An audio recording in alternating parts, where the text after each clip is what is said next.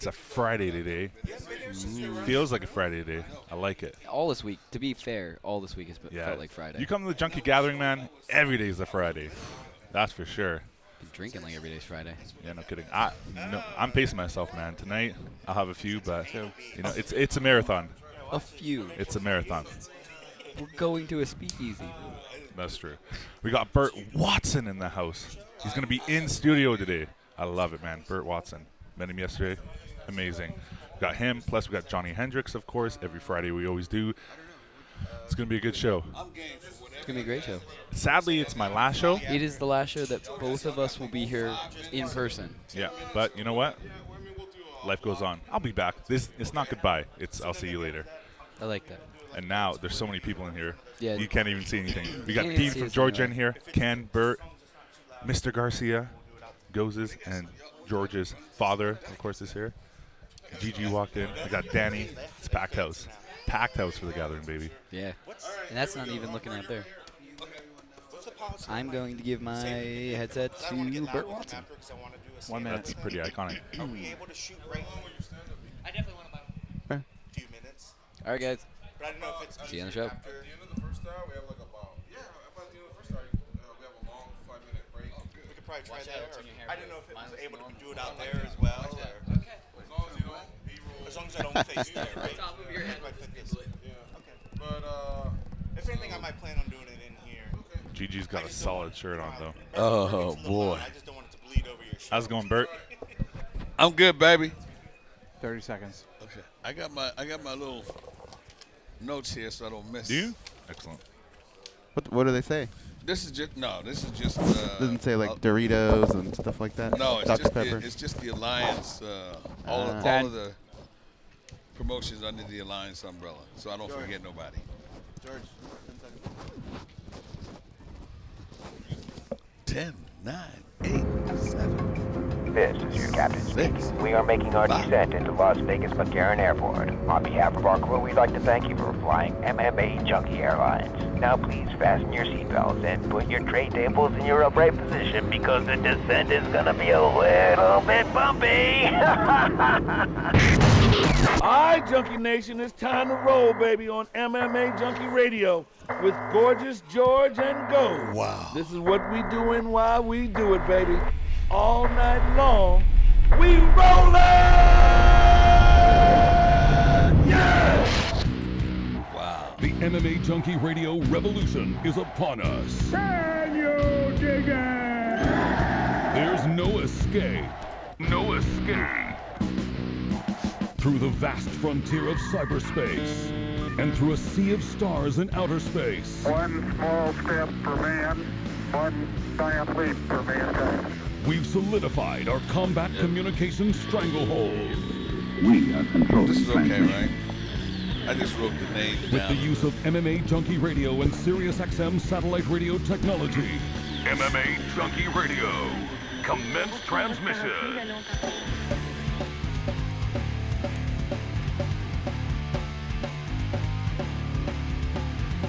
Live from MMAjunkie Radio HQ in the fight capital of the world, Las Vegas, Nevada. Here are your hosts, Gorgeous George and Goes. It is May 26, 2017. We're inside the Racing Sportsbook, inside the Mandalay Bay Casino and Resort. I'm Jason Buckmer. To my left is the founder of Go Zitsu. Am I saying that right? Nope. I can't say anything. But you are the founder. Yes. And sitting to my right is Gorgeous George and the man that you hear every day introing, Bert Watson.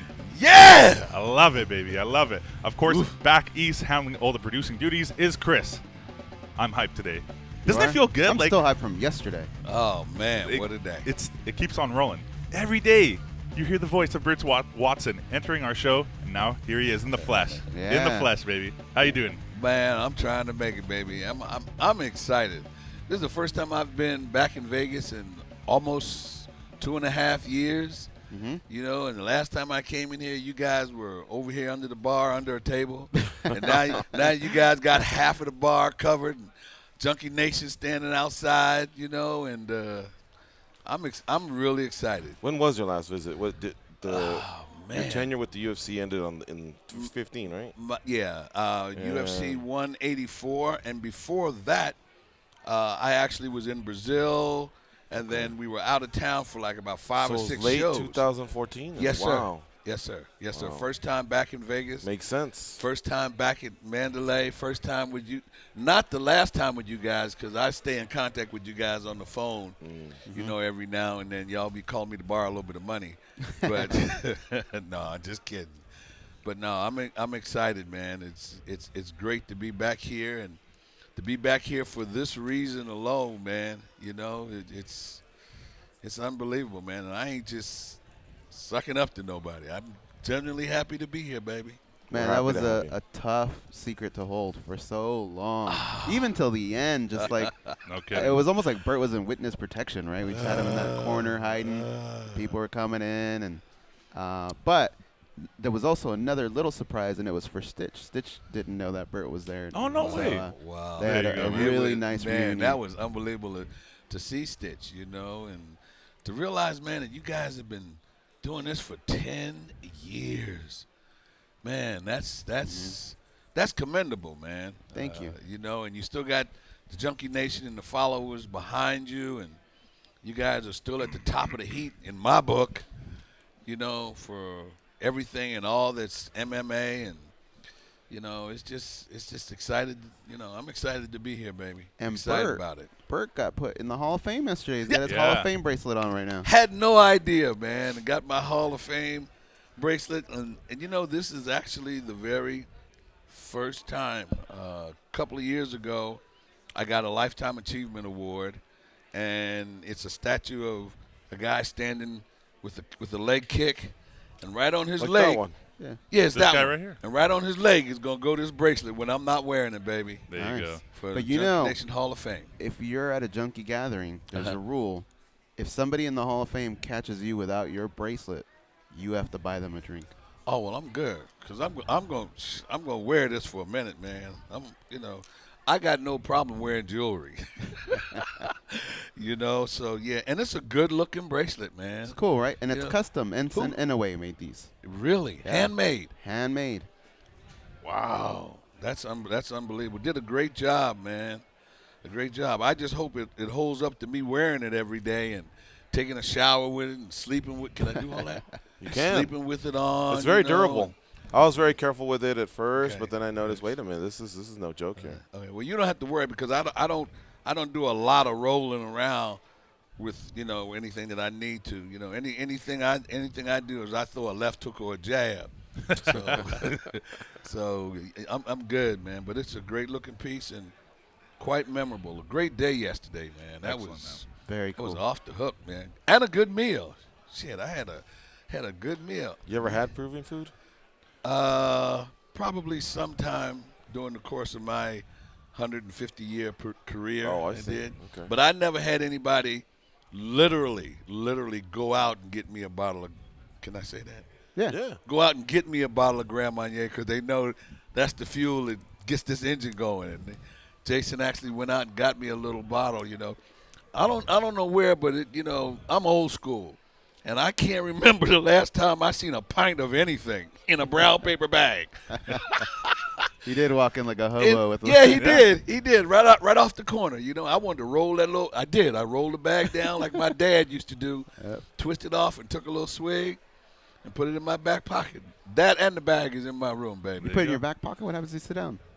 No, you learn not to. Oh. You know, that's old school. That's straight from the street. Yeah.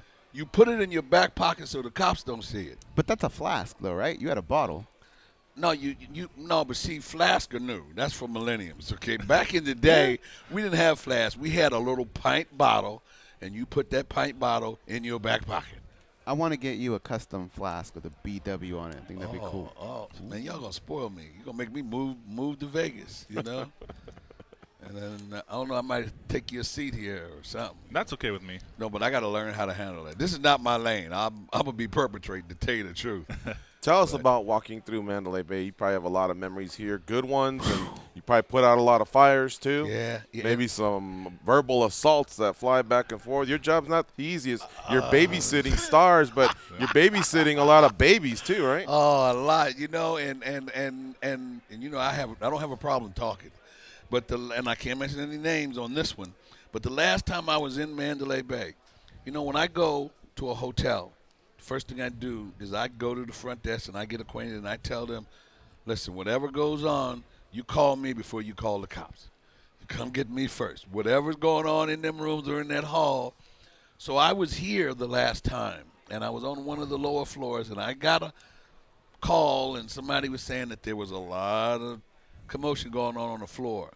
And when fighters are in a hotel a whole week during the course of the week, we put them on the same floors, not who's fighting each other. We try not to, but we put the fighters. And fighters, what they do, they get rooms across from each other and leave the doors open. So they're running back and forth across from room to room and making all kind of noise and not concerned for anybody on the floor. Mm-hmm. So they told me that there was a lot of commotion going on. I think it was like 15th floor or something like that, and I didn't like going up that high anyway. So I did. I got on the elevator and I went up, and you know they have these long halls. You have to get in the middle, and there's a hall. There's like 4 different hallways going down. When I got off the elevator, I heard the noise. So I walked around to each little opening, and I looked down the hall, and I see them all in the hall running back and forth down the hall. And I stood up in the middle at the beginning of the hall, and I said, yo, I know damn well y'all didn't make me come up here to chase y'all around like the kids. And I saw them turn around and look at somebody and said, oh, shit, Burt Watson. That hall cleared. Took off, man. Like cockroaches with the light on? Like roaches in the hood with the lights come on. Just all over the place. And they shut the door and they took off. That was my last time here at Mandalay Bay, man. I remember that like it was yesterday. Was it all right? So you can't name names, but we can play other games. Well, I to can't at least name give names. us an idea. Okay, males or females? Sounds like males, right? Males. Heavyweights or lightweights? I can't name names because I couldn't see that far down the hall. Oh, I see. All I know, I saw bodies running back and forth from room to room and out in the hall where they shouldn't have been. Did they say, oh, shit, or ay caramba, or poja? All three. All They said all three. And next thing I knew, they got up and took off, and the hall was quiet. So I didn't have to go down there. And I got back, and I would shout, I bet not have to come back up here again, like I was somebody's dad. You know? And you know what? They got quiet, man, and I left it.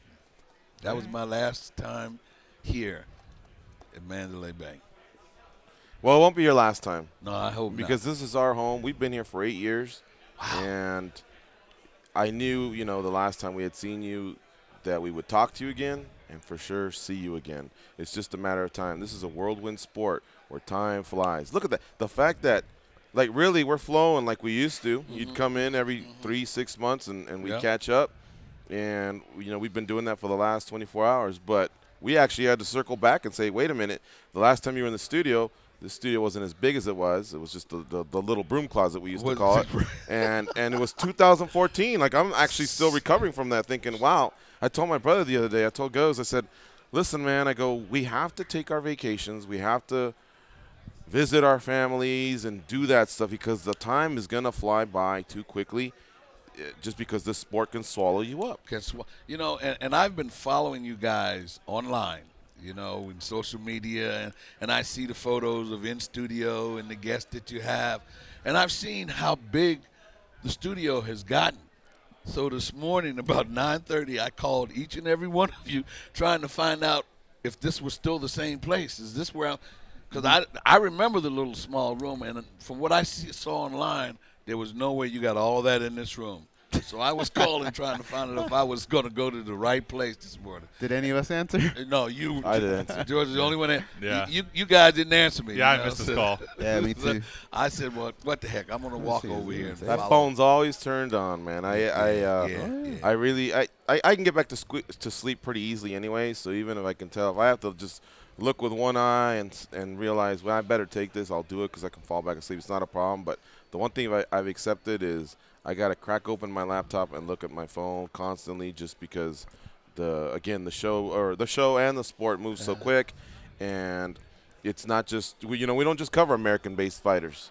We cover European, Asian, Oceanic, African, you name it. They're everywhere. There's training camps all over the world, and at any point in time, somebody may want to be your next guest, a big name or some sort of a contact you've been working on. Well, you have you actually, and now that I'm in a different space, but still MMA, I get to see and I realize, like you said, how huge this sport is and how much more it's growing.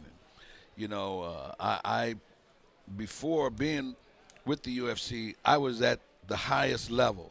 So when I got guys, I got them at the highest level. I was never ever exposed to the amateur level and the gyms and things like that. But now in a different space, I am. And I'm going to tell you something. Even being in Philly, I'm a boxing guy from Philly, and there was a time in Philly where there were legitimately 20 to 25 boxing gyms in Philly. And now there may be more, but now I know of maybe 4, and I know of 15 MMA gyms. Wow. That are thriving and jam-packed and people in there. And every place I go, and right now I go and I visit gyms prior to an event, and I get to see the amount of participation. And I'm telling you, there are MMA gyms all over, every city, every place you go. I mean, people are setting up MMA gyms in the trunk of their car, almost. But it's exciting, man, because it's a testament to the growth of the sport and how popular it is, and how popular you guys are and are, contributors to making it as popular as it is. All right, I have a question for you. I've been dying to ask you. You caught probably the tail end of your stint with the UFC was probably the beginning of Conor McGregor's run. Yes. And so you had interaction, but he wasn't the global superstar that he is now.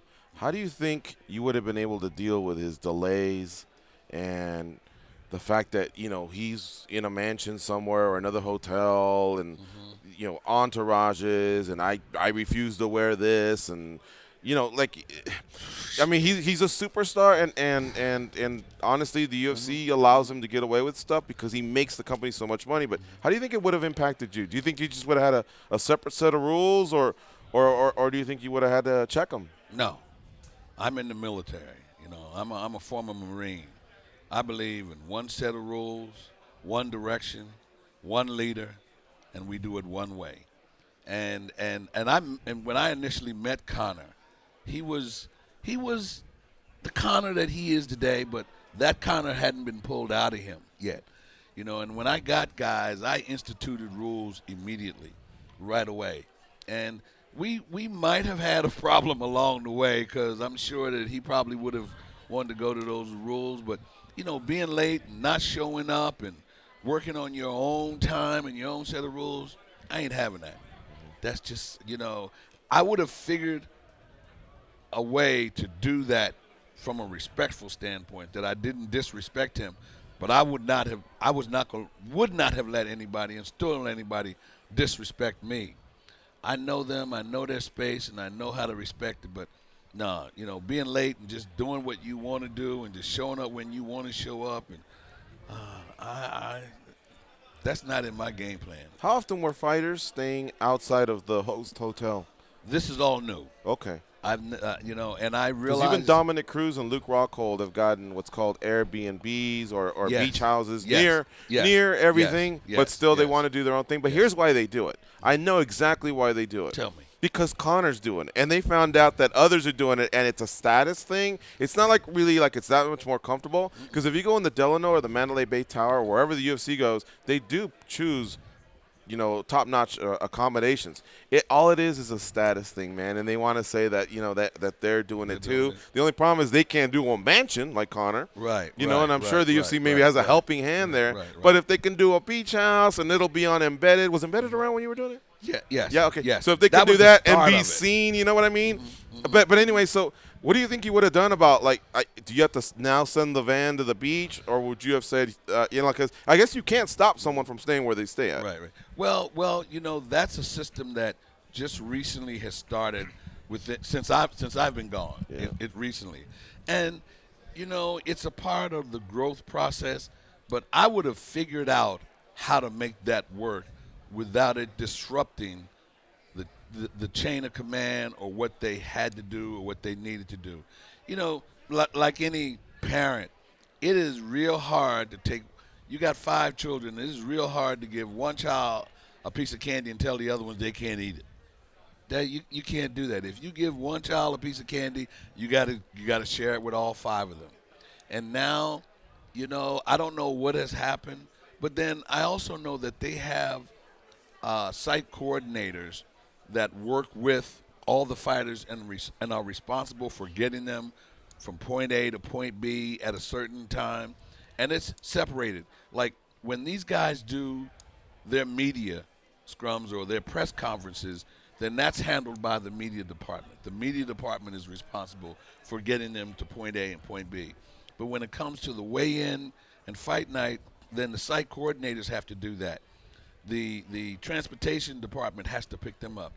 So with these guys all over in different places, I know that the people that have to do that, they got to now wear 3 or 4 hats. I would have figured out a way to do it, but it would not have been an easy task, and I'm sure it's not an easy task. And I just recently, the last time B.J. Penn fought for the UFC, Frankie Edgar, here at Mandalay Bay. Here, and I talked to them and his camp then that he was someplace different, and I didn't know about it, so I didn't understand that. But I understand now that they don't put everybody up in the host hotel at one place, and they got them all over the place.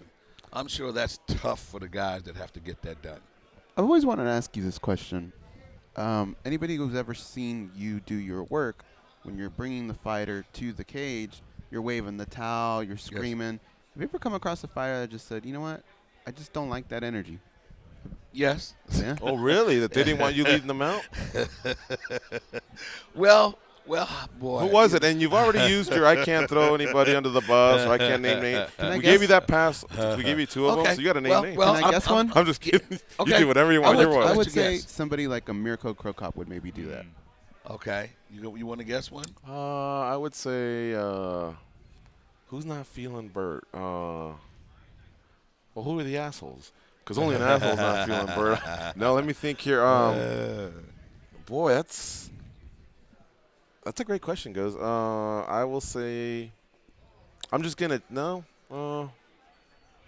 I have no idea. I'll just say a female. How about that? I think Ronda Rousey. Ronda Rousey. Foreign person would do it. Okay. Well – Ronda Rousey, because she or Frankie Edgar. Frankie Edgar does the sprint, but Ronda Rousey does that intense move, and I think she kind of wants everything clear. So, well, I'm gonna go. I'm gonna go to your question first, and I won't forget your question. Ronda Rousey was probably one of the easiest people I had to work with that I can remember. Okay. I mean, from the very first time, I think it was Ronda and Liz Carmouche, I think that was her first fight. I think from the first time I met them, and I'll tell you guys a story I've never really said before. When we brought Ronda and Liz on, it was the first time we had female fighters in the UFC. We have small, medium, large, XL, 2X, 3X, 4X gloves.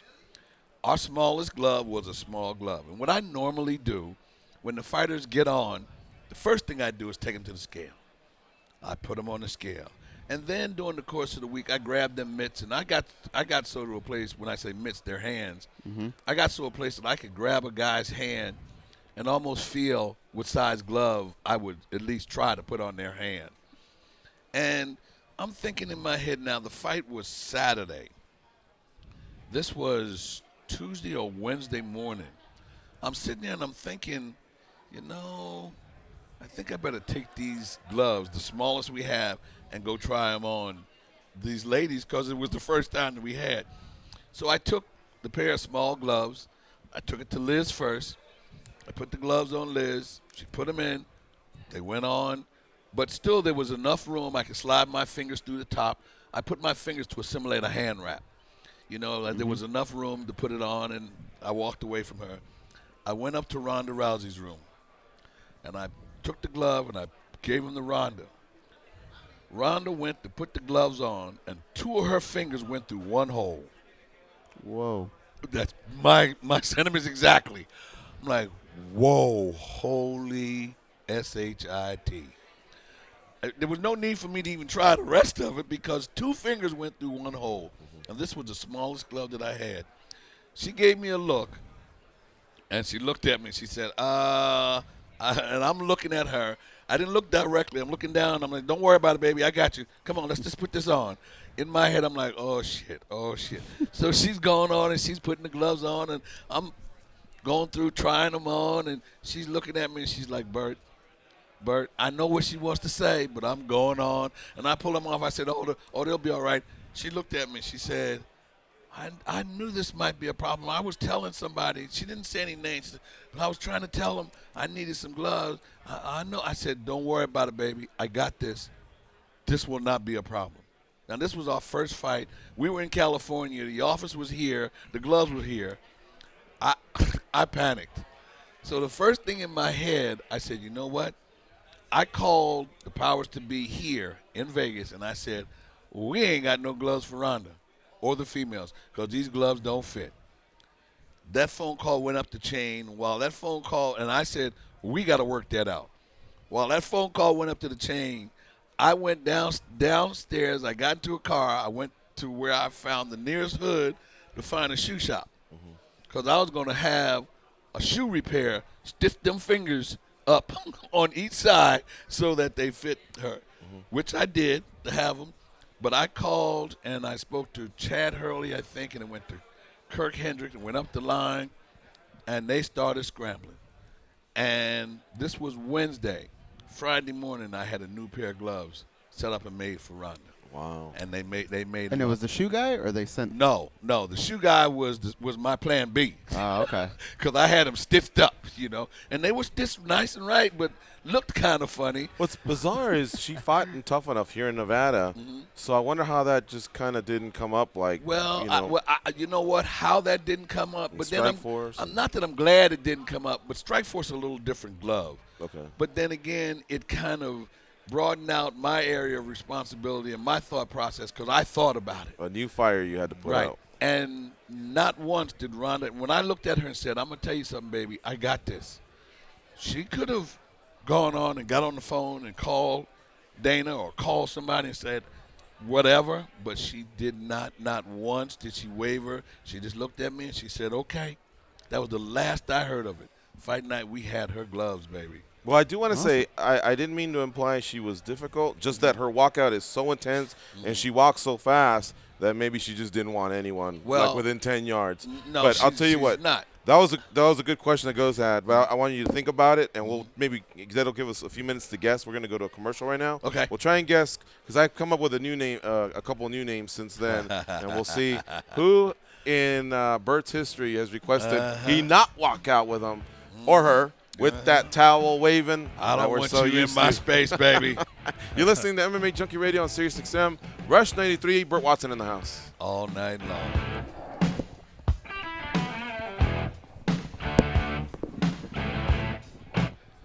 All right, guys, 2.5.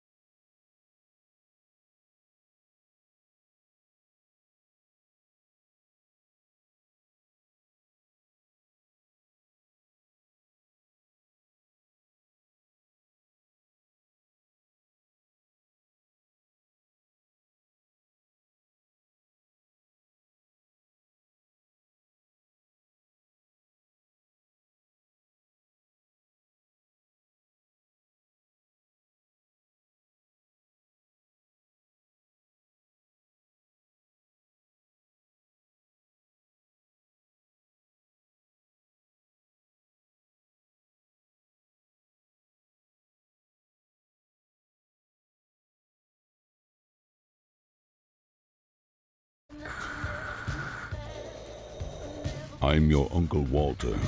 Can I get a lift home? That'd be crazy, right? Anyway, here Georgian goes. Welcome back to MMA Junkie Radio. We are in the heat of the Junkie gathering. We got tons of junkies out there outside our studio hanging out, having a good time. It's Friday. I love it. Even better, we got Burt Watson in the house.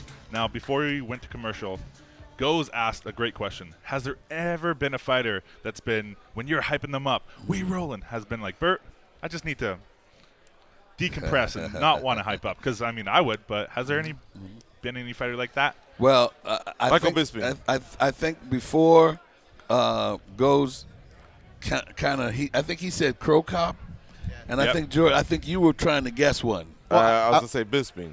I thought the international people, just because they have this different demeanor. Americans, I think, really like to fire themselves up. Right. So I thought if it's going to be someone, it would be an international person. Well, you know, the thing about international is that there's a lot of things I say leading up to we rolling. Mm-hmm. And some of the international guys, or most of them, really didn't know what the hell I was saying. So, you know, it didn't. And then when I got to yelling and screaming, you know, it was a whole different thing. But I'll say that two more guesses. Go ahead. When you went to Japan, that's a different culture. So I could see maybe just a few fighters saying, we don't need this because it's such a – they're such a calm type of fighter. You know what I mean? Right. All right, so that's just one thing. Throw out Bisping. That's not my guess. Unless it is my guess, then I'm right. But then the other thing I was thinking was, I remember you did a stadium show, and you said you had to walk back, and each walk was so bad.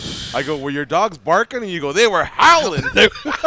And that was in so Canada. I'm thinking there may be one of those where you said, man, fuck it. And just I'm going to grab my popcorn early and let someone else handle it. So I don't know. But let's pre-record that shit and put it up on live so I don't have to walk up and down that hall. Right. But so go ahead. Now give us your answer. But no, it wasn't. But let me say this, that I've seen times where I've done that, and I get right in a fighter's face because it's my intentions to help. And I've seen their eyes get as big as saucers because they know what's getting ready to come down, and I see them tense up for it. And then some of them I see that want it and that they got to have it. But the answer to your question, you know, and I hope he don't get me for this, but the guy that actually came to me at one time and didn't want that in his space was Brian Caraway. Oh, well, he was just there yesterday. Brian and I tell you, I did it. And a couple of times I would walk past and I would say it outside of the room good and loud. And then once I got a fighter out, I would go back and tell somebody they on deck and it's time to go. And you had the bout sheet, so you knew that the next fight was yours. So you had to be ready because you knew you were up next and you knew you were going to get me.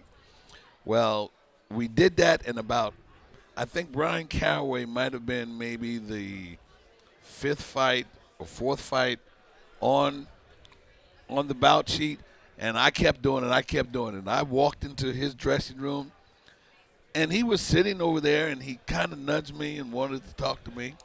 I walked over, and he asked me, he said, listen, when I get ready to go out, just let me go out. I knew what he meant.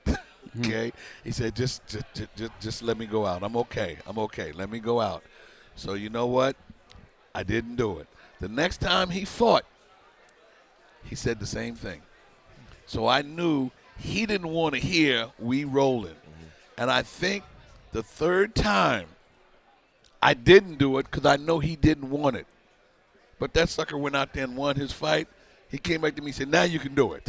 Oh, so it's like a superstitious thing. Yeah, okay. I guess Brian's so. talked about having problems with anxiety before, so Yeah, I thought maybe it was a part of that. He's been open about it. And I could see, like when I went in the second time when I went into it got so, and I respected that and respected the space. But when I went into a room, I'd go in good and loud, you on deck, baby, and I'd go right in the fighter's face. But if I knew he was in the dressing room initially, you know what? I'd say, you know what? I'm not going to mess with that space. Since I know it might make him a little unedgy, I didn't go in there. But then when he got out and he won his fight, you know, he came in. He had a big smile on his face. He said, okay, I'm good. Now you can do it. So I had to wait till the next fight. But that was the first guy that ever did that and said that. And, I'm not real sure, and I'm going to say his name, but Uriah Favor, I would go in the room and I would yell and do my screaming. And I think the first couple of times he didn't say anything, but I'd go in the room and he was gone. When I go in the room to yell for another fighter to come out, he wasn't in that room. And I pay attention to that kind of stuff. So in my head, I'm like, you know what?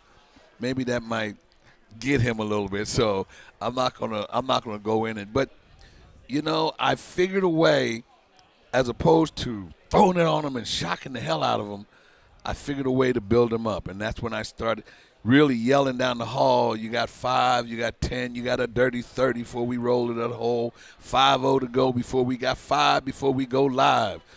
At least to get them into it. And when I went, I would sometimes go in that room, sometimes I wouldn't. And then there were guys that started, you got to let me know, you got to let me know, you got to let me know. So you know what? I said, you know what, who doesn't like this now? I'm sorry, but I'm going to give it to him. Do you ever startle someone going into a room? Oh, yeah. Any good ones? Oh, yeah.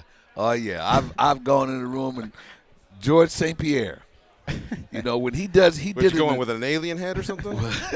Well, no, he did an impression. There was a video of he and a group of other fighters talking about what it was when I came in the room yelling and screaming.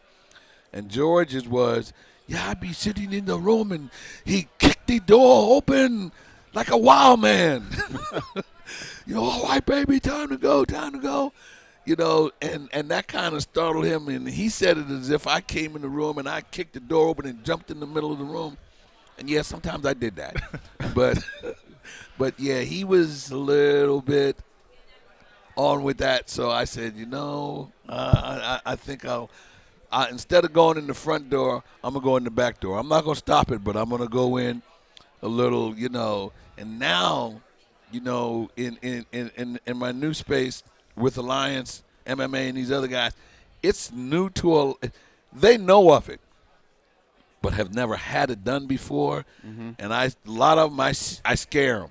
It's a badge of honor. Yeah, but I see their eyes. I just did a fight this past weekend in Philadelphia, and a couple of the ladies, it was their first amateur fight. And I got in there on one girl, and her eyes, man, I just saw her whole body shift. Everything changed when I did it. And then she got this big smile on her face, and she went out and there, she won her fight, So cool. That just kind of validated me, go ahead and still do it. But you know what? It has become a part of what I do to keep me going, because it's not easy doing that all night long. Mm-hmm. Screaming, yelling and screaming like that for 4 hours. It's not an easy thing to do, but I have to get myself going. That's why I needed that shot of Grand Marnier yesterday to get that voice right. Mm-hmm. He looked a little panicked that we didn't have it. Oh, I did. Oh. When he said he couldn't find it, and they at the bar said, well, we don't have it. And I said, well, where's the nearest bar? And she scratched her head like she didn't know where it was. I was done. Yeah? Oh, I had panicked a little bit. I'm like, oh, crap. How am I going to do this without Grand Marnier right now? And I don't drink enough to get me drunk, but I drink enough to loosen me up a little bit, to loosen that voice. When he brought that brown paper bag in there, man, I was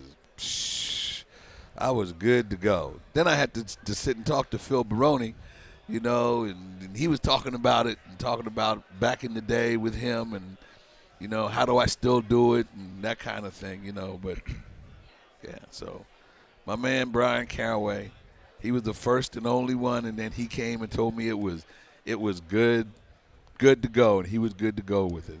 And, he's a great guy, man. He's one of my favorites. I got a question for you that I thought about yesterday, and I forgot to ask you. Uh-oh. Coming from the boxing and MMA world, we saw that Oscar De La Hoya did an open letter blasting the Conor McGregor and Mayweather fight. Mm-hmm. Coming from you, boxing and MMA, what's your opinion on it? Well, honestly. Well, honestly, first of all, I think it's a great money situation for both guys. I think Conor McGregor averages 1.2 1.5 or 1 point. I don't want to get the numbers wrong, but he averages over 1 million pay-per-view buy. Floyd Mayweather averages close to 2 million. From a financial standpoint, hey, I think it's a good thing for either one of them. But I also think that it needs to be done with them and at this level, because it's going to be a question that they're going to keep asking, and somewhere along the line, somebody may decide to do it and may decide to do the wrong people. I saw the Ray Mercer when he did the transition. Mm-hmm. I was here when they brought my man James Toney in, and that's my boy. And that didn't work well. But now I think you got two high-level guys at a high level, and I have no. Either way, I would love. I want to see it. I want to see how it works out, and I think that it will answer the question whether it should be done or not. Okay. It's going to answer the question on its own. That's how I feel about it. And secondly, I have no problem with a fighter, an athlete, or somebody in any profession making money any way they can, as long as it's legal. Plain and simple. We're going to take this quick commercial break. We got Burt Watson in the house on MMA Junkie Radio.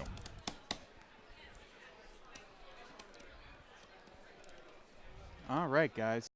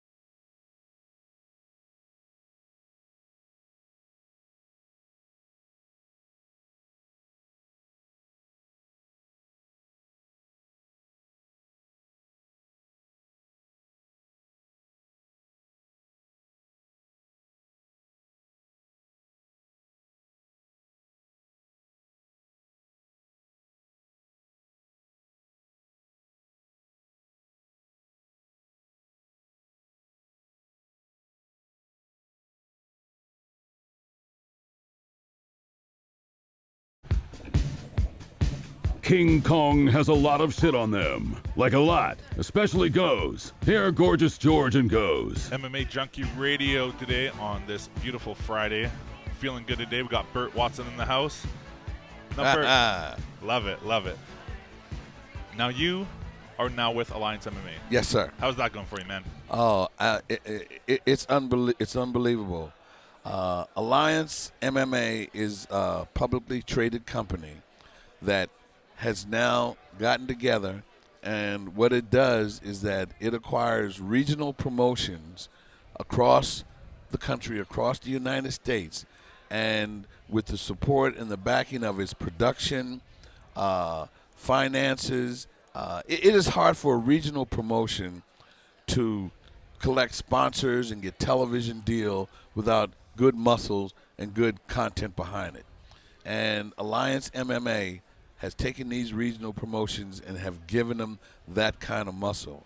And not only has it done that, but it's taken its situation, it's put some good MMA people in place around it. You know, Rob Haydack from CFFC is now the president of Alliance MMA. We got Mike Constantino, who jumped into UFC a while back with the Miller Brothers, who's now director of acquisitions and bringing people on. And, you know, we've got approximately 8 different regional promotions across the country. I mean, we got the U.S. covered. We got CFFC that's in Jersey. We got Shogun with Mike Rollo that's out of Baltimore. We got Koga up in Seattle with Joe DeRabio, which covers that area. We got Hoosier Fight Club in Indiana with Paul and Danielle Vale.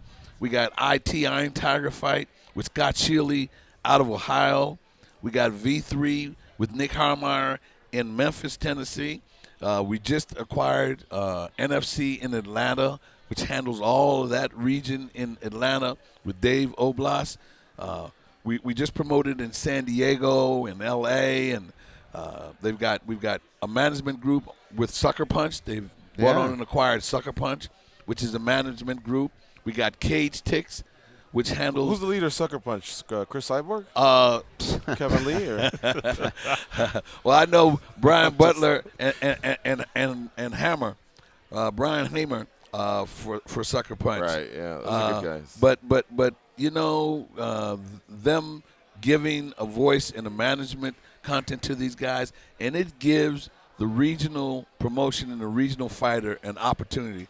Gives a fighter in Seattle an opportunity to fight at the Borgata in Atlantic City, which he won't have, or fight in Baltimore or in Ohio or Indiana.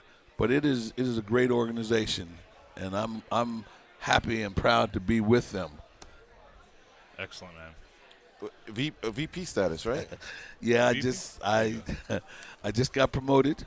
Yeah. To I saw. No wonder you were kind of like backsliding all over the restaurant yesterday. You had a little pop in your step. You know what I mean? Usually you have your Burt Watson strut. I know there was some backsliding going on. I had a little more swag. Yeah, for sure. How did all that go down, Bert? Well, I just recently, I was the director of fighter relations and operations, and we just had our quarterly meeting. And at the quarterly meeting, it was announced that I moved into another level, and I am now the vice president of operations and fighter relations, which I work directly with all the GMs that I named to make sure that we're all on the same page from an operational standpoint. Presentation is key. Presentation of the product is key. You know, the consistency of our cage, of our venues, of the gloves, you know, and giving the fans the excitement. And anytime a fan walks into an Alliance-promoted situation, we want them to come back. And I'm excited. I have visited each and every promotion, and that's how I know when I have a conversation with you guys how excited and how much MMA is still growing, because I still see the growth of it on a regional level. And with these regional promotions and giving an opportunity across the country for all of the fighters, and the mission is to get these fighters camera ready for the next level.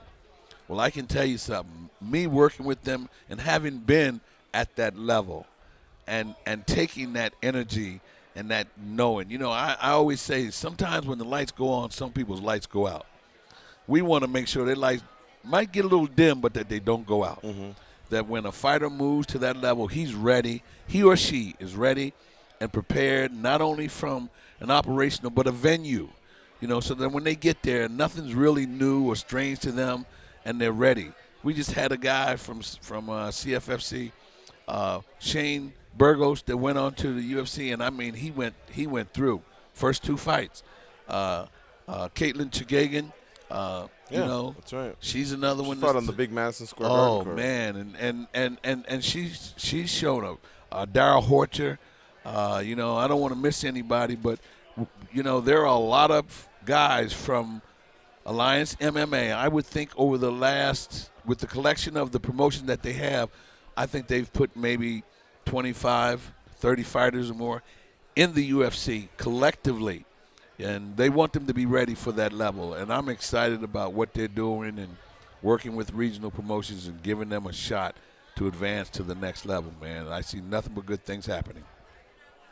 Do all of them do – I noticed they do the live pay-per-view, and then a few weeks later they re-air on CBS Sports Network. Yes. Have any of them ever thought about Access TV? They have live fights on Friday, or – and you've actually made an appearance at an Access TV show. Yes, yes. Or possibly UFC Fight Pass. Well, these are the things that they are looking into. First things first is to perfect the product itself and the production level of it.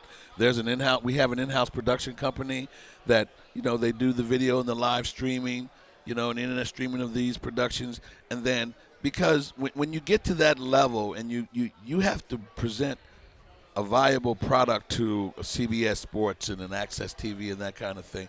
So they're working on and have worked on it and have it at a position to get to that.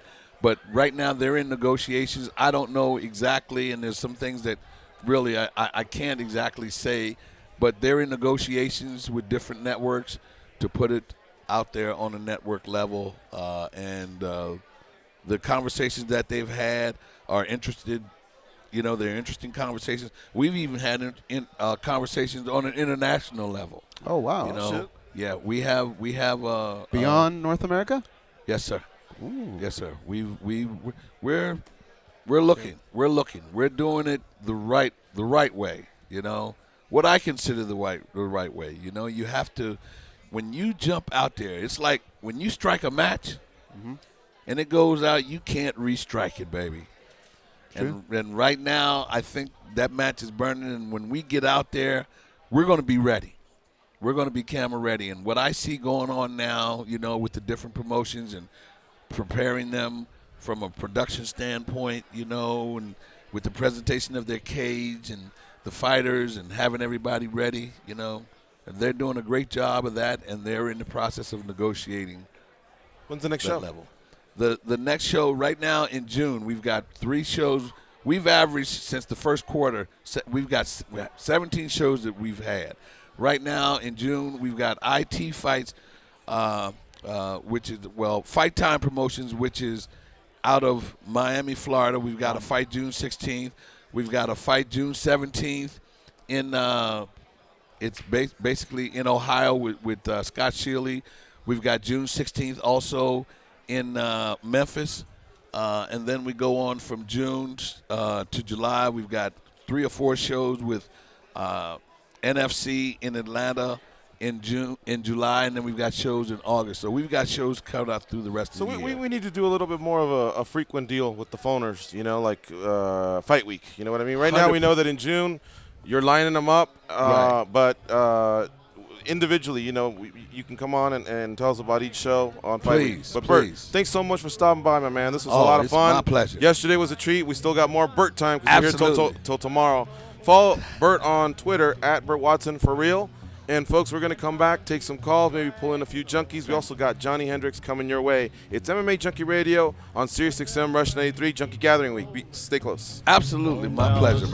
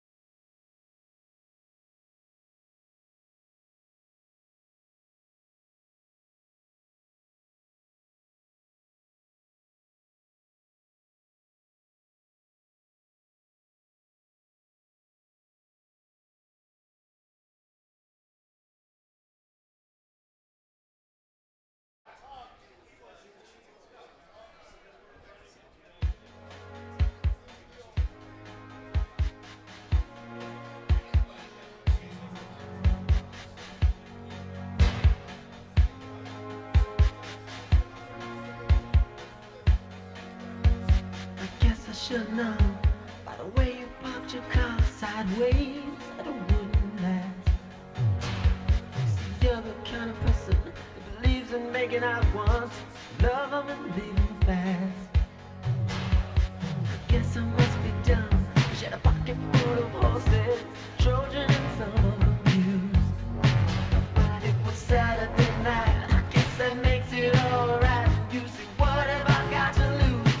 And honey, I say, hey, red Corvette. Baby, you're much too bad. It's MMA Junkie Radio. We're in the second hour here. Hop on those phone lines, junkies. Come on. We got a bunch of junkies outside the studio right now. This is your time. We need those phone lines blowing up. 1-866-522-2846. We're going to talk TJ versus DJ. Do you want to see that matchup? Who do you think should get it? Should TJ drop down, fight for the title? Ray Borg?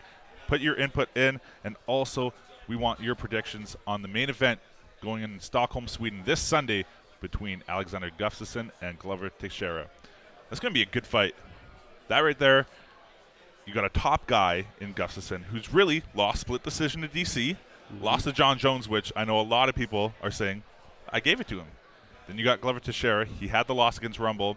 He fought in 208, UFC 208, and said it wasn't his best performance. But there's a guy. He lost to a John Jones. He lost to Phil Davis in Rumble. He's lost to the upper echelon. Does whoever win this get a title shot? Are they... I think you can spin Gustafsson a little bit. Probably not Glover, and especially if it's John Jones, because that just first fight just wasn't very competitive. But the question is, in this fight, I'm pretty sure Glover can take Alex's best shot. I don't think Alex can take Glover's best shot. That's what scares me. The later it goes, though, I think the better for Gustafsson. That is true. The thing that's weird about that is Gustafsson, he's lost 2 title fights. Usually you don't get another shot if you win. You look at Frankie Edgar's position. Can you market that? Alexander Gustafsson versus I think you versus can. Jones? Just because both fights in both instances, they were both great fights. I think they were both nominated for Fight of the Year. So who wouldn't want to see it again? I think it's good. That is true. TJ DJ. We talked about this a couple days ago. Are you sick of it? I'm a little sick of it because I see both sides of the story. I get it. I don't know. Bringing TJ down doesn't feel like you're defeating a flyweight and setting a record. But what does Demetrius Johnson always talk about? Making money, making money. Well, that's how you can make money. Right there. It's right in front of you. I think if he did it, I mean, how gangster would that be? Breaking the record and beating that guy? That'd be huge, man. I think if you're ever going to roll the dice, roll it now. I agree. I think the reason why they're leaning towards that is, no offense to Ray Borg, but the common person won't know who Ray Borg is. The hardcores will, but not the common person. But even the hardcores probably won't pay for that.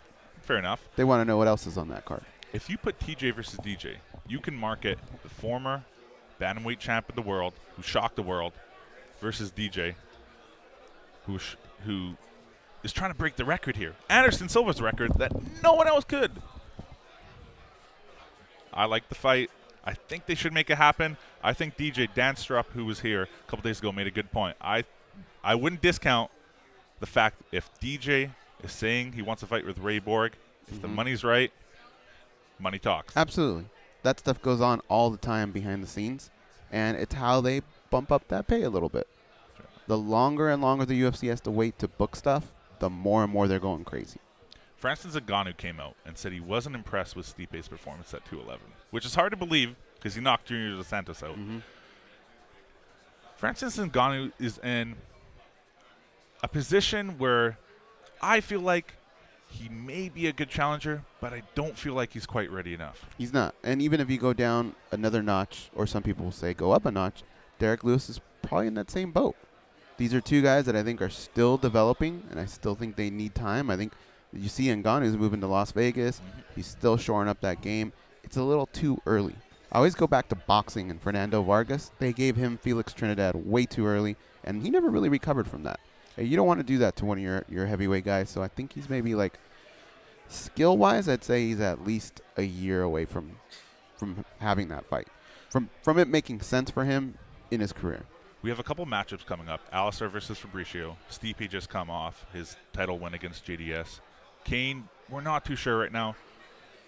Derek Lewis and Hunt is going down across the pond. Who's next for Francis Ngannou? If you're going to say, okay, we're going to give you someone a test to see if you're – because every fighter has that point where it's like, okay, if he doesn't win this, he's not ready. But if he wins, he's the next title challenger. Well, they like to match up winners. But there is a fight that I could see them doing it just because you've seen it in other divisions, and that would be a guy like JDS. I think he's the type of guy where I think they've said, okay, he's had his shots at the top. It may just never happen. Now we got to put someone over. That doesn't always work out for the UFC. That's true. I know a lot of people want the Francis Ngannou, Derek Lewis, but I feel like that's not the way to go. You're eliminating two contenders, they won't two do fights. It. You don't think they will? I seriously doubt they would. It would suck. It would be stupid. You can market those guys. That's the future of your division. Why are you going to pick one off, right? Just let them move up like that, and eventually they got to collide. But didn't we see that with Bader and Jones back in the day? A little bit, They do that sometimes. Okay, let's head to the phone lines. We got Marco from Waco's here. What's up, Marco? How's it going? Marco? Marco from Waco's. Marco from Waco, ¿qué pasa, vatos? I didn't hit the dink, man. What's up? That's on me, my man. I'm sorry. UCGG sitting here with the shoulder room. My mistake. You on now, though. What's up? What's on your mind? Yeah, that's all, man. I want to dip my toe on that Derek Lewis talk and Francis Ngannou because Derek Lewis was on Helwani's show Monday, and he was actually talking some smack about Francis. He called that guy overrated. He said he'll take him on after he'll take it on Marhan because, according to Lewis, he doesn't care about the belt. He cares about the money. And he got a brand new contract. He wants to fight a lot. And he's actually calling Francis Ngannou out. He doesn't like the guy. I mean, you got to listen to the interview. He got me excited because that would be a fight. And I see Derek Lewis might win. How about that? I could see Derek Lewis winning, of course. Derek Lewis can beat anyone. Of With course. that big shot that he throws, I mean, he can put anyone out, but everybody else is onto that as well. And there are other fighters that are a little bit more towards the top that can take advantage of some deficiencies that Derek has. Yeah, but my point being is that with Francis Ngannou and Derek Lewis, even if they fight now, let's say by the end of the year, they're still joining the division, and they can still meet again in the future. Let's say one of them marches towards the championship after that fight, and the other one will take one step back, but it doesn't mean that they won't collide again, and then you can build a trilogy or something like that. That's just my point. Whether I'll let you guys catch it next time. I feel like the heavyweight division right now is full of contenders like Derek Lewis, Francis Ngannou. But I think the big test, especially with Derek Lewis, is Mark Hunt. But I feel like we have a wave of new young talent coming in. But deep down inside, I don't know if they're ready for that upper echelon of the Kane and the Stipes and the Alistair and the Verdums.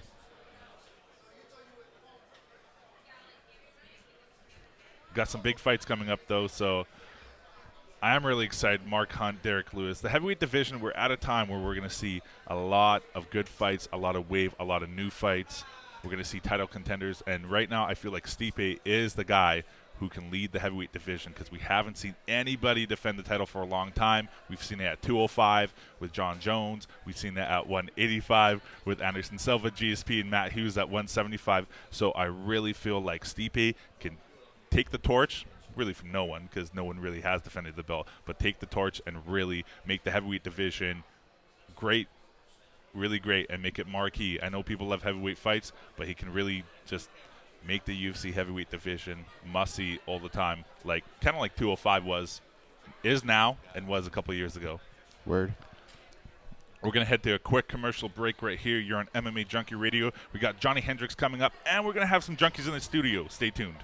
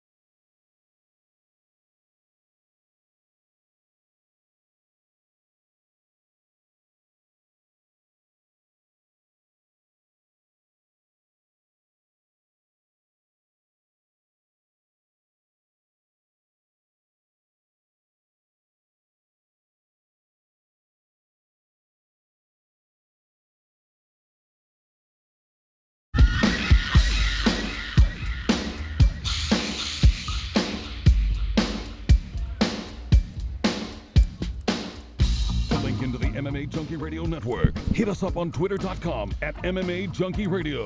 This is MMA Junkie Radio. Here are your hosts, Gorgeous George and Go. We're inside the Mandalay Bay, and we got tons of junkies outside the studios right here because it is the Junkie Gathering right here. I got Lerone from Baltimore in the house. How's it going, my man? I'm great. Yourself? I'm good, man. What number is this for you? My second gathering. Second? Yep, second. Yeah, it would have been third if I didn't get cold feet and canceled everything at the last minute. I would have went to the 2014 one, but I don't know. I was going by myself, didn't know nobody. I was like, and I just fell back, and it was one of the worst things I could have ever done. I went to the 2015 one, man. I had a great time. I mean, I was in tears when it was all over, man. Literally, you can ask Gally, you can ask Gigi. I had a great time, man. And so I almost couldn't have made this one, and I tried my darnest to make it, man. And I'm here. That's the one thing about the gathering. No matter if you come by yourself, you have family and friends here. Everybody. Yes, sir. You can talk to anybody because we're all surrounded by MMA conversation, and it's a good time. Extended family. What was your favorite part about this week? We did Purple Rain, Beer Park, Escape Room. We've done tons of things. Man. And we got the 10th anniversary party tonight. Yep. We haven't even hit the meat of potatoes. Like Go said, this is the main card, man. That was all the prelims, man. We're in the main card now. We weren't in a feature bout yet. I have to say, man, the Burt surprise was great, man. I really enjoyed that. I loved that, man, because like him and Stitch, man. These guys are living legends of the sport, man, and they kind of got a bad shake, and just to see them doing good and still well and kicking and just full of life, man, is great. That was one of my favorite surprises. Was the Time is Junkie, the press conference. The press conference. Yeah. And then the escape room was fun, man. I could do that again. I wanted to do the other room. I wanted to do the other room, and I enjoyed it so much. I did make it out to Purple Rain, but I really enjoyed it so far. We had the football game, of course. Yeah. You play in the football game? No, I was just a spectator. Yeah. No spectator? Yeah. Next year, you doing the scouting report? I got Patrick Ewing knees, man. Okay, so I got you. Man, it's been a blast. I keep on telling my brother and my friends, like, man, you gotta come to the gathering next year, of course, Definitely. and the year after. So it's been such a good time. Baltimore, you a Ravens fan? Oh no, technically I'm born and raised in New York. I moved to Maryland in 2002, so I would root for the Ravens if my Giants are out of the talk. Yeah, so I'm a Giants, Knicks fan. Sad to say. Don't watch hockey, but I root for the Rangers. Just that New York pride. But I live in Maryland since 2002. I would root for the Ravens if my Giants are out of the playoffs. So yeah. Okay, fair enough. Thank you for stopping by, my man. Thank you, brother. Take care. All right. If you're around the area, come to the 10th anniversary party. You yes, can party sir. with me and Lerone, baby. That's right. Coming up next, we got a rookie, like myself exactly. First timer Veronica coming up here. But, man, like I said, the Junkie Gathering, no matter if you come by yourself, don't worry about that at all. Come to the Junkie Gathering. There's tons of people out here that I've never met before, and I feel like I'm best friends with them. I'm driving them to places. Actually, yesterday we went to the Tough Gym, which is absolutely phenomenal. We went to the Tough Gym. Gigi and Go surprised us, which was awesome. Man, you see it on camera sometimes, and you go there in real life, and you're like, holy crap, like this is where it goes down. They took us in the locker rooms. We got to step in the octagon. It was a great time, man. So Junkie Gathering, you get to do all this cool stuff. If you're an MMA fan, man, it's like it's heaven. Veronica. Hi. Nice to meet you. Nice to meet you. How's it going? Good. Fantastic. First time Junkie Gathering. Yes, sir. What do you think so far? I love it. Like, just in all this time that I've been watching MMA Junkie, I've seen in the Facebook groups, I've seen, through Aaron, just kind of how it's not about just MMA, it's not about the radio show, it's not about the website. It's just a huge gathering of people, of a family, that not only get together just to appreciate, MMA as a sport and as an art, but they have a sense of family, and that for me is something that's just unparalleled anywhere. That's one thing true. It's not every event is surrounded by MMA. No. Like you said, the escape room, we get to eat at tremendous places, and Bourbon Bar tonight. That's I know, just I'm pretty party. excited. Yeah, so it's tons of fun, man. Like to think that I wasn't doing this before was. Oh, I know. I shake my head at it now. I tell him now, like, we laughed because when I first started listening to Junkie Radio, it started off when you guys were trying to, when Aaron was calling to stun gun himself, and I ended up stun gunning Seth. So that was pretty awesome. Ever since then, like, I fell in love. Like, I started listening to the show, and I laugh because I'm like, man, now for me, it's like, I don't know. Like, I sit there and I go, man, I know so little. And then I started watching, and, it's just a big part of my life now, not even just because I started listening through Aaron, but just for me itself, and meeting I've met a lot of people beforehand, but meeting a lot of people for the first time, I just realized now that it's like, man, I have another family. It's pretty cool. That's what Lackey was saying. He's like, man, like, I never thought I would be this close to people I met a couple days ago, and then next thing you know, you're texting them and you become friends. And of course, we're all over the place. We got people coming from Europe and East Coast, West Coast. But man, you stay connected. And I like to call it the Mecca. The Mecca, yeah. But it's just such a close-knit friends and family. Oh, for sure. And that's one thing, like, especially coming to the gathering. I mean, Aaron's been coming for years, and it was my first time coming. And so, I really, everyone kept giving me advice, beforehand, that they were just like, you don't know what to expect. Just go in with an open mind, and just to know that, like, I've talked to a lot of people beforehand and whatnot, and now just even meeting them, they all welcomed you like they've known you for years, and it's awesome. Especially incredible. Danny right there. Danny. Now I'm going to put you on the spot here. Uh-oh. No GG, no goes. Just between us. Oh, crap. Who do you like better, goes or GG? Hands down. I said he wasn't here. He's off camera. You're not supposed to point that. GG? They don't know who I'm pointing to. Yeah, he's all right. You just know. Ruined the surprise. Yeah, he's all right. He's shaved, though. He's got that little No, I have to say, like, I love them both. I love them both dearly, but I have a special place in my heart for Gigi. I'm not even going to lie. Yeah, there we go. Go. He's kind of like another big brother for me. That was one thing that I went home back saying. I was like, Mom, I swear, you'd had another kid, that's what he would have been like. So, yeah. So who's the closest junkie that you just met that you think, man, you know what, this is going to be a friendship? Because I know, and I'll tell you who after. Oh, boy, let's Didn't know before. Didn't know before. Nope. I'd have to say someone that I did not know before and then just met, like, on the spot, kind of one thing for me. I would have to say would have been Dwayne and Regina. And then a really, really close second was John Hooper Reigns. Okay. For me, we bonded really super quickly. I don't know if it was the really awesome mustache thing that going on, but like we bonded really quickly, and then he scolded me back on Harry Potter. So. Okay, there we go. I would have to say, Danny, the producer, met him for the first time. Of course, I talked to him every day when we came on the show, during the pre-show. Sure. But I've been hanging out with Danny a lot, and Do you want to have a between you and me moment? Yeah. Like, okay. We're gonna act like they're not here. Yeah. Damn, I pointed. I sat there. Well, I guess when I met Danny, I totally fangirled. Like, he could tell you. I seriously sat there and I was like, oh my God, I finally get to meet you guys. And he's like laughing because I'm like, dude, he's not only the producer, but he's a musician. And for me, especially being a fellow musician, when you meet someone and you've already like heard their stuff and stuff like that, I was like, dude, this is awesome. So, yeah. So, I was like this. I'm still kind of like having that fangirl moment when I see him. So it's like, hi. I got you. The person that you can like shake hands with them for the first time, and they'll hug you and act like you guys have known each other for 10 years. Jason Lackey. Oh yeah, Lackey sat there and just like straight up came up to me. He's like, "Hey, how's it going?" And I'm like, "Oh, nice." I love Lackey. But we're a family of huggers. I've realized that, so you kind of feel straight at home. Yeah, exactly. Well, thank you, Veronica, for joining us.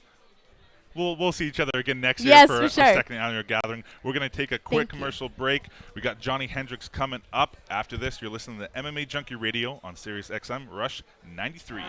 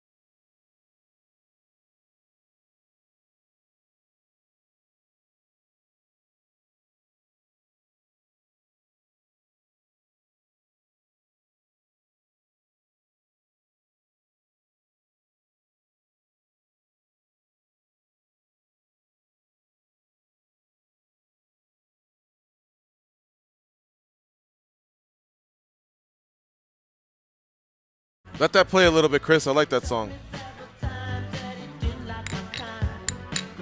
Johnny's there.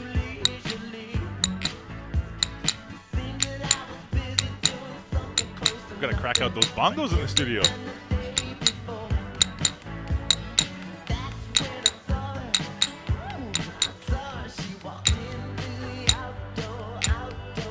She wore a raspberry.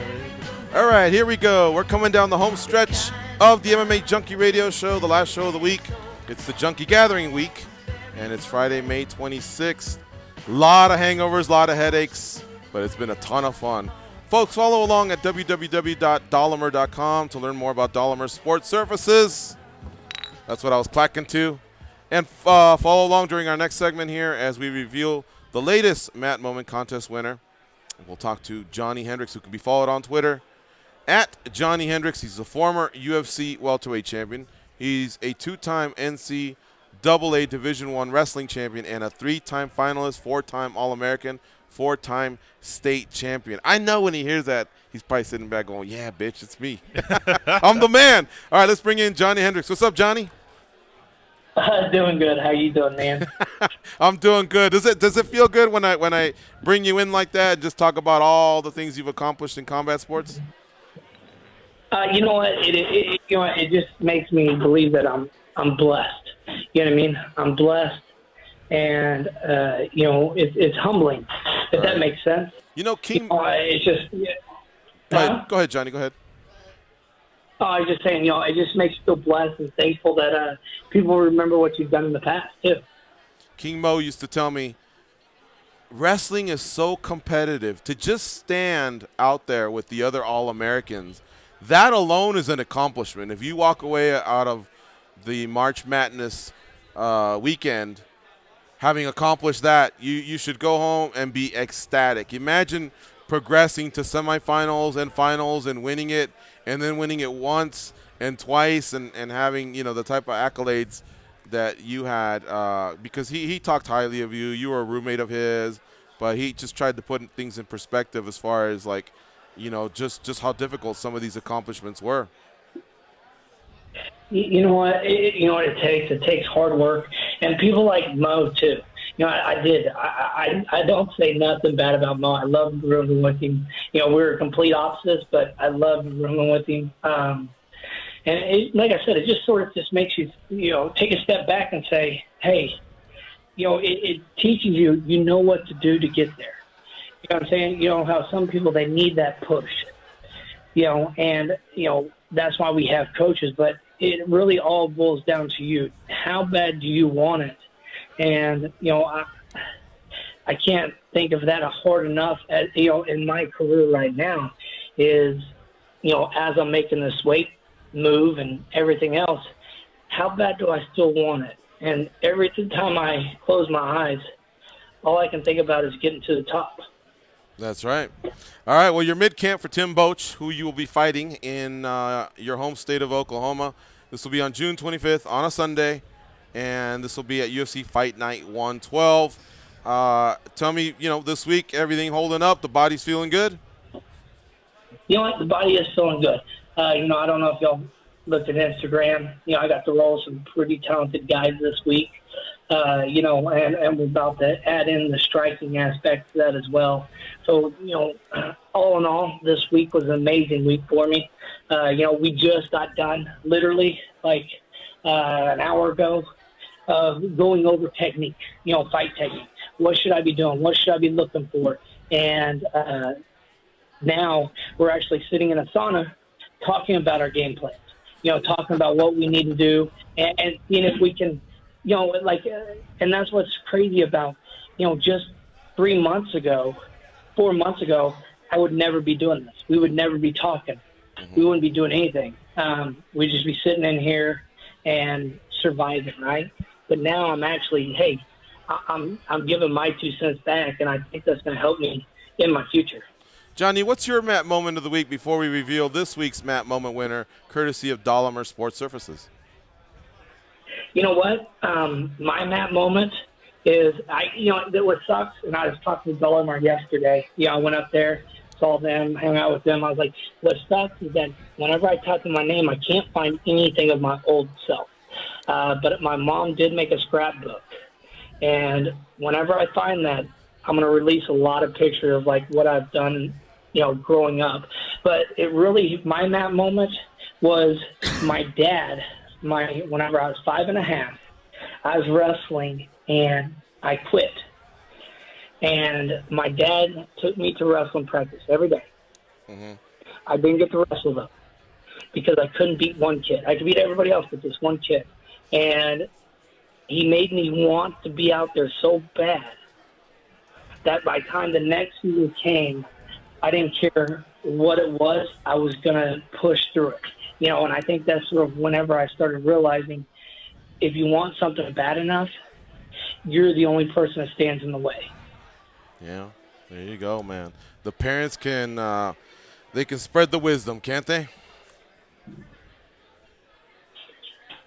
Some of the yeah, and that's the thing is, sorry, my coach was texting me something, that I'm gonna be, texting. Yeah, no, I was just saying our parents can definitely have some of the strongest influences, not just as we grow up to be adults, but as athletes.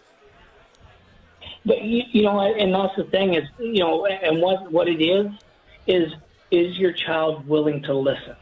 Yeah. You know what I'm saying? Now, don't get me wrong. There's going to be a point. Just like I have a son, right? And whenever I know whenever it hits that stage, he was not going to listen to me anymore. It's just human nature. Then I got to find somebody else to fill that hole.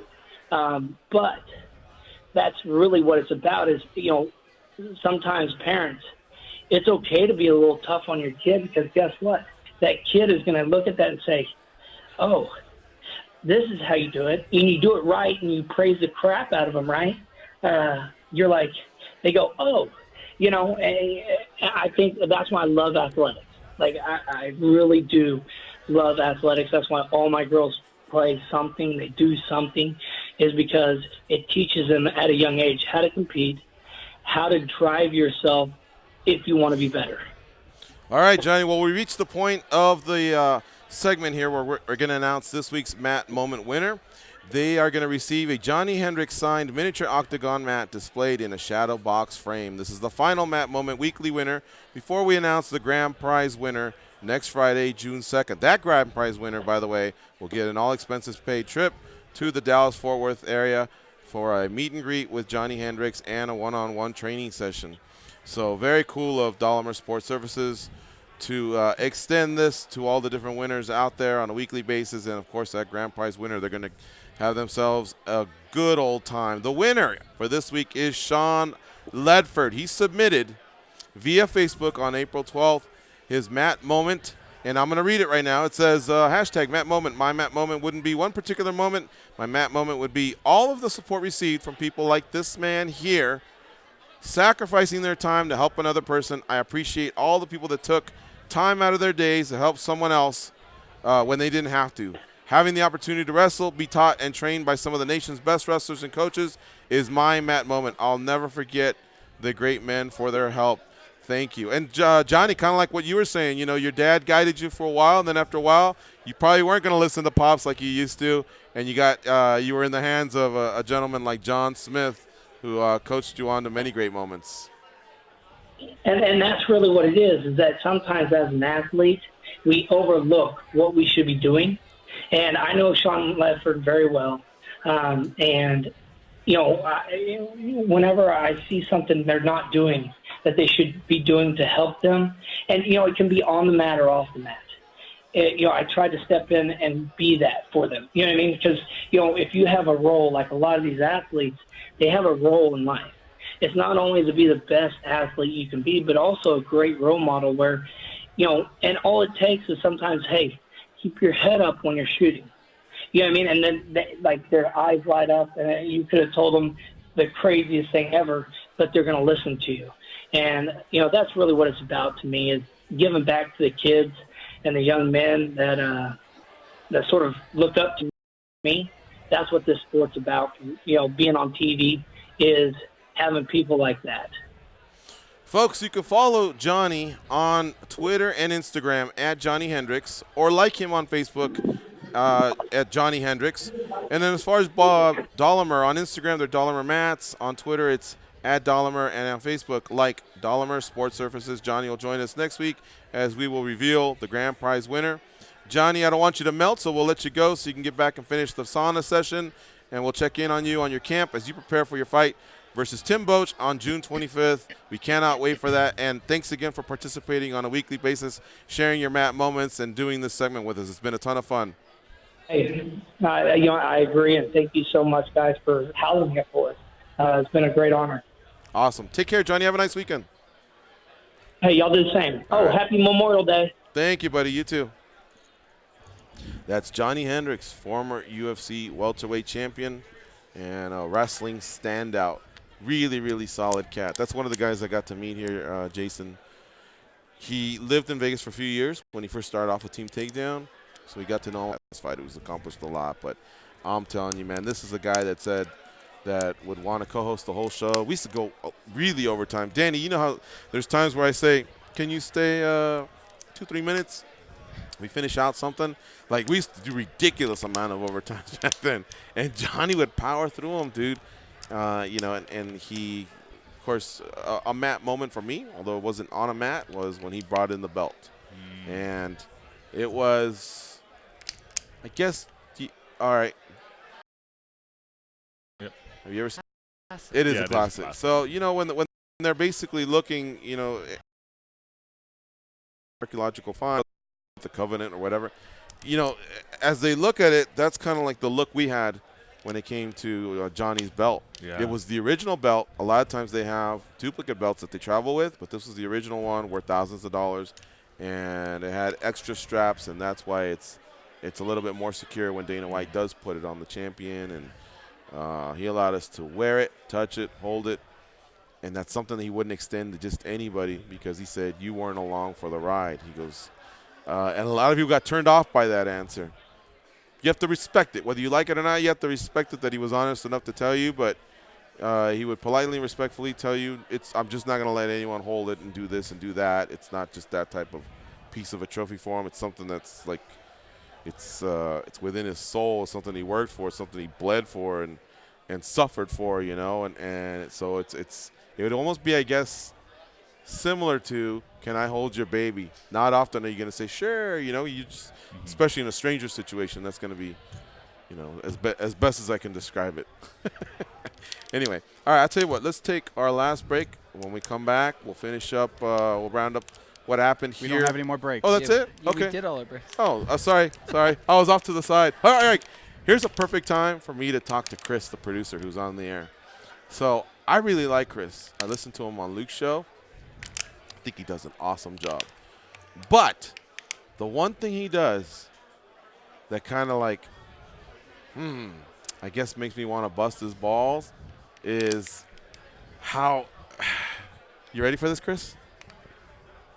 I don't know if I should be scared. No, not scared at all. I'm just a ball buster. I'm an asshole over here, right?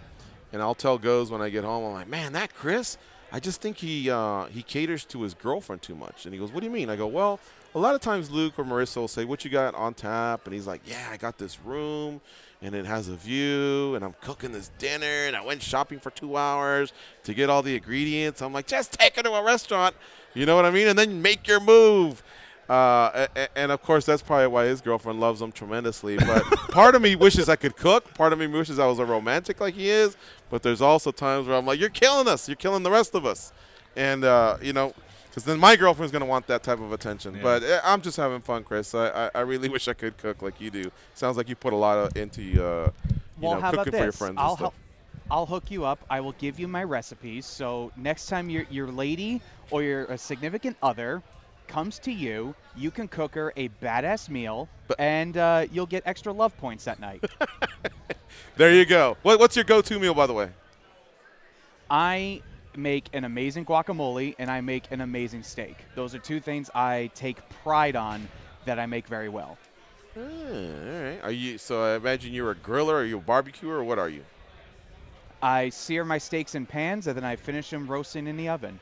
Nice. All right. I would have never guessed that one. A broiler, maybe. Yeah. I like I want to welcome to the show Justin McCauley, What's up, former everybody? UFC heavyweight. How you doing, Justin? I'm doing great. Thanks for having me. What's that say? Oh, is that the mid-pack? Yeah, mid-pack, baby. Very Mid-Pacific cool. Championships. You know, we talked to you before that Yep. show that you had out there. I think it was about 2-3 months ago. Yep, sure was. Have you had a second edition yet? Yeah, we've had 2 shows. We're going on our 3rd show, June 9th, coming up. And got a great card. Main events, Martin, the Spartan Day versus Shojin Mickey. 2 really good prospects out of Hawaii right now. We're really looking for big things out of both these guys, win or lose this one. They're definitely, next level worthy with a little bit of seasoning. What weight class are these guys? These guys are 145ers, so a strong class, and if you're going to graduate guys from the lower leagues, from the regional shows and national shows up into the global shows at a 145-pound class, they have to be really, really good at such a stacked division, and we think these guys are able to compete. So those are the kind of guys we're looking for in the Pacific Championships, the guys that can take it to the next level, and even in a stacked division on the global level, compete, and hopefully be contenders. I don't remember too many heavyweight Hawaiians. I know there are some. Right. Scott Junk's a good Scott friend Junk, of yours, and he's part of mid-pack. But why aren't there more? Because when I've been to Hawaii, I see some big boys out there. I see a lot of lower weight class. Is it just the lower weight class Hawaiian boys that are they're so athletic, they go out there and they hunt, they fish, they surf, they fight, they do this, they do that.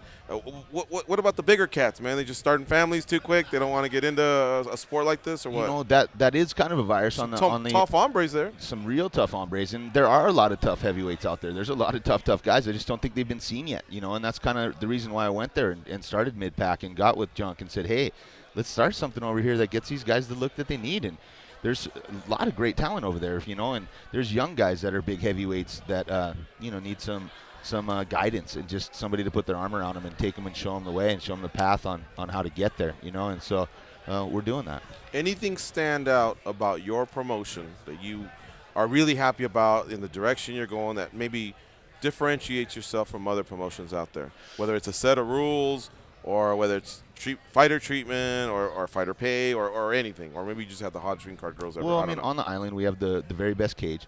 We bought a super sweet cage, so our equipment's very, very high level, at the highest level.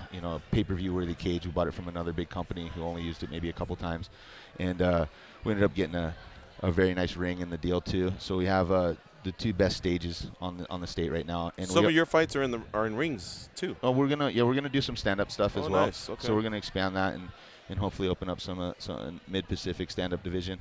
Maybe do some man-up stand-up shows, something like that. But we have insurance for all the fighters. We don't make them sign a waiver before they come to fight for us, which is commonplace in a lot of small shows these days. They say, you can fight on our show, but we're not going to cover your medicals, or you have to sell tickets to go and make your purse for yourself. And so you turn into like a little micro businessman while you're trying to train for a fight. And we're trying to eliminate those things and allow the fighter to have the time to train rather than to have the time to sell tickets and work his job, get to the gym, and then have to sell all his tickets to his family members and soak everybody for $30. And then he brings his tribe and his crew, and it's a way of doing it that everybody's kind of facilitated over there through the years as the market has dropped. But I think the way we're doing it allows us and affords us the ability to pay the fighters without making them sell tickets, and provide them with insurance to protect them should they be injured in our event and things like that. So we're taking care of the fighters on the next level. We're also, guiding them and teaching them in the backstage on what it's like on the next level too. So not only at the weigh-ins, but the way, we all our logistics and everything they go through, signing the contracts and everything, it's right up there on par with what they'll experience on the next level. So it's kind of like a training league in a way. All these guys have been fighting for a long time. We bring in a lot of seasoned pros that don't need this guidance, but there's tons of amateurs out there and young guys and pro debuters and stuff like that we're able to touch and help and move along to the next level in a better education than maybe another promotion would give them. And so when they get to that, a lot of it's luck of the draw in this sport. Did you get a good fight? Was life good in your camp? And did you get in there and perform well? And did you take advantage of your opportunity? A lot of guys fall by the wayside just by never making it over that first hump. But you're right. The sport's changing a little bit. It's becoming more entertainment, more show, but I think that only helps the sport. It's going global. We're getting these big, huge international continent versus continent matchups. That's amazing. You know, that brings guys. It puts beds in heads in Vegas. It brings guys on planes. You know, 6,000 to the tune of 6,000 from Ireland to follow level right now. It's getting. I know you'll probably argue with me on that, but it's getting there. You know, it's really getting there. Well, I'm gonna have you drug tested after the show. Congratulations on Manchester yesterday, by the way. Thank you. But no, they.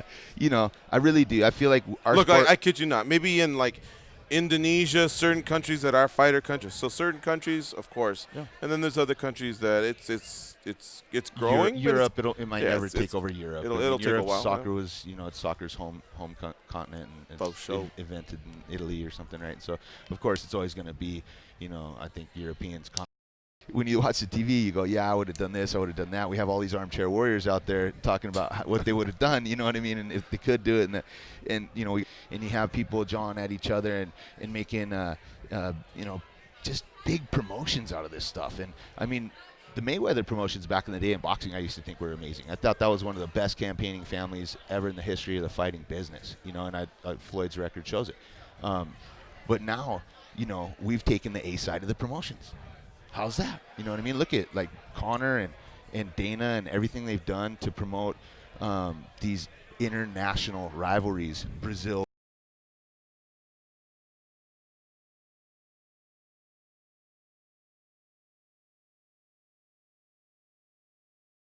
versus Ireland converging here in Las Vegas.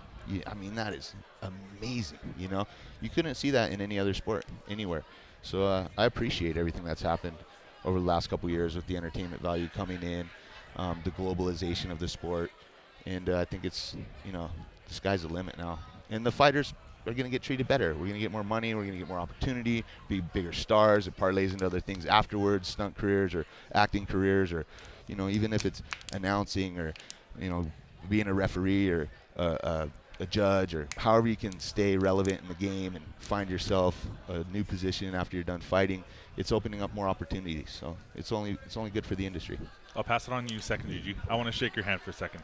Back in the day, I used to play you in the UFC video game, and I used to kick my brother's ass. So thank you, thank you, sir. Yeah, I think you're the only one who played me, but I love it. Thank you very much. I appreciate it. He was bigger than me in real life, so I had to turn to the video game. That's the only way I got him. So I love it. Thank you, brother. Thank you. No problem. It's funny. First time I ever played that game, I walked up to the UFC Expo several years back, and there's a kid playing, you know, the Xbox in the back of a Hummer, and he was playing, I think he was Chuck Liddell, and he wanted to play me versus Tito, and I was like, no, how about we go to the heavyweights, you know, and he picked Brock Lesnar, and I picked myself.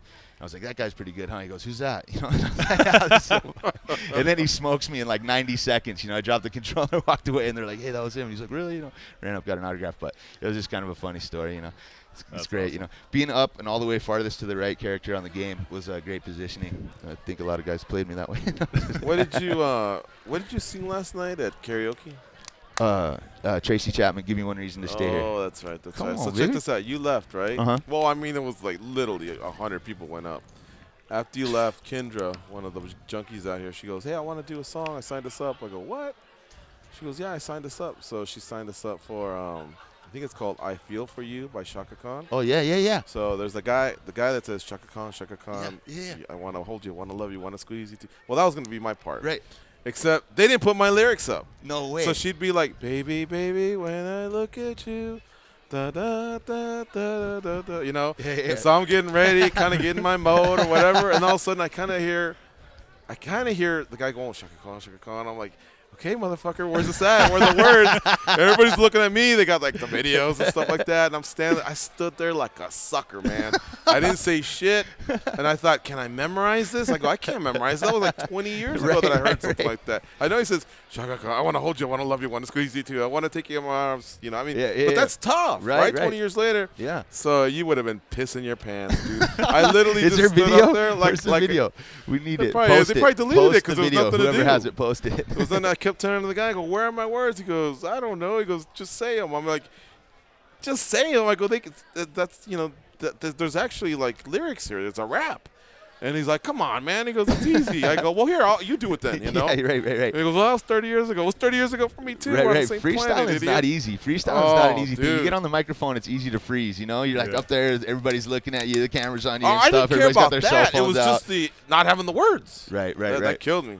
So you missed a good laugh, but it was a good time having you out. It was great. That was really fun. I've never been scared of a microphone. I've always been a karaoke guy, so that was great to have that on the agenda. I was grateful. I was appreciative. Very cool. All right, so I want to thank all of our guests for the week because we got to start wrapping things up. We're out of here and we're gonna go eat some Texas de Brazil. You ever had that, Chris?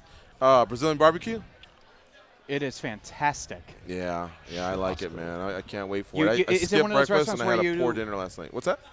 Is it one of those restaurants where you flip over like a piece of wood or whatever, and they keep bringing you meat? Yep. Green and red, man. It's gonna be green for a long time.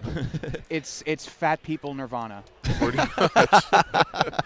All right, so this is the last day for Jason B. Jason B's great having you out here on your internship. Hope you had a great time. Hope you learned a little bit. And you are more than welcome to come back if you have like a 1 week stint where you want to brush up or just hang out with us here in Vegas. Definitely, man. I'll definitely take you up on that. I love Vegas. Love being here with you guys. I learned so much. Thank you for Junkie Nation. All the people in the gathering gave me so much love. So thank you so much for supporting me, letting me hang out with you, and letting me in your lives, man. I really appreciate it. This weekend's UFC Sweden. Keep it locked on MMA Junkie throughout the weekend. Our videographer's out there with our reporter, John Morgan. He'll be covering the sport, so check out the website throughout the week. I want to thank Dan Stupp, Johnny Hendricks, Lorenz Larkin, Linton Vassell, Joe Lazon, Eric Spicely, Jamie Moyle, Vince Michelle, Matthew Lopez, Burt Watson, and Justin McCauley. We are out of here, folks, for Chris back east, Goes and Danny, and Jason B. the intern. Kenny, my man, sitting over there. I'm George. Go out there and be champions. On down to San Antone. All right, good show, guys. Thank you.